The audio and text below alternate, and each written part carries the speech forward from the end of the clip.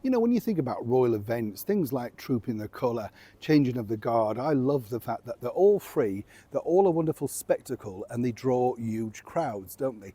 That's the thing about the British monarchy. We do put on a fantastic show.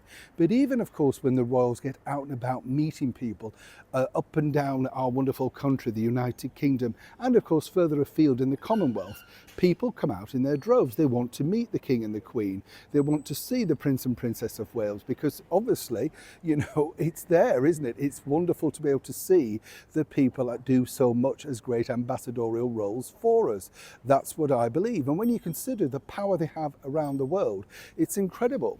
Now, over here in the United Kingdom, they've just put out the list of how much it costs, the usual list for the royals. But one thing that's really been highlighted is this. And it could appear that it's the end of the line for none other than His Majesty the King, King Charles. Let me explain. Hi, good to see you. You're all right. Now, are you like me? Yeah, we'll have a wave. Sorry. Are you like me? Do you love a trip on a train? I do, actually. You know, when they turn up, of course, but I find them a really relaxing mode. I'm all for public transport because I don't know about you, just take the pressure of driving, parking, finding somewhere, that sort of stuff.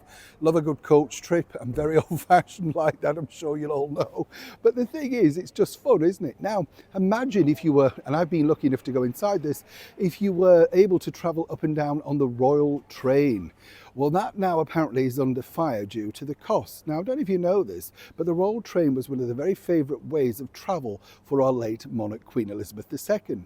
But here's the deal, let me tell you, people think, oh, the Royal Train, you know, it's a little bit dated, to say the least, very much dated and decorated in the 1970s sort of effect. And it's there really as a sort of tool for getting around, you know, it's not about luxury, not in, of course, the days of Queen Victoria, where everything was gilt-edged and very sumptuous and stuff like that. Very basic accommodation for the king, you know, sitting room, drawing room type thing, and then of course bedroom and bathroom. Not as big and palatial as you would imagine at all. But now the anti-monarchist people want to see this defunded and taken away. And there's reasons why I disagree, simply because, as I said, when the Royal Train, say, pulls in, as it did last year, to Pickering in North Yorkshire, huge crowds to see the king, and it was pulled on this occasion by the brilliant Flying Scotsman.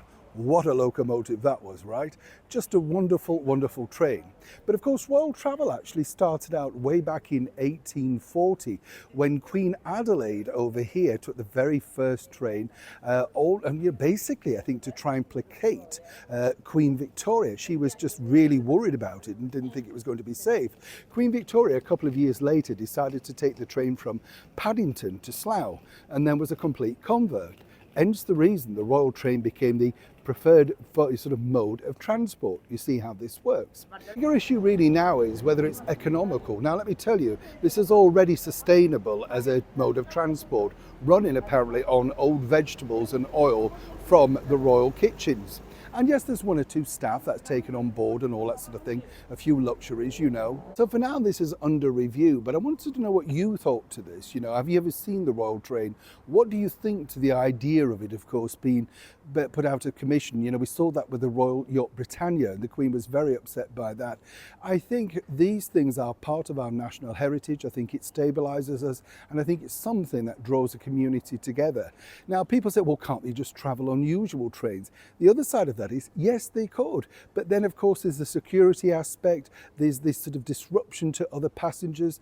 This way, it solves all of the problems and they get around to the events and the engagements, sometimes up to 6 a day when they take the Royal Train, that people aren't put out. So I think it is worth the money in many respects. But as ever, I'd love to know what you think. You know, rightly or wrongly, I feel like the king may be pressurised into this. And the other side of the coin is it's another sort of clink, isn't it, in our wonderful heritage armour that we're going to lose forever. It won't return once they get rid of it. What do you think? As ever, please like and share and comment respectfully. Neil Sean in the very heart of London.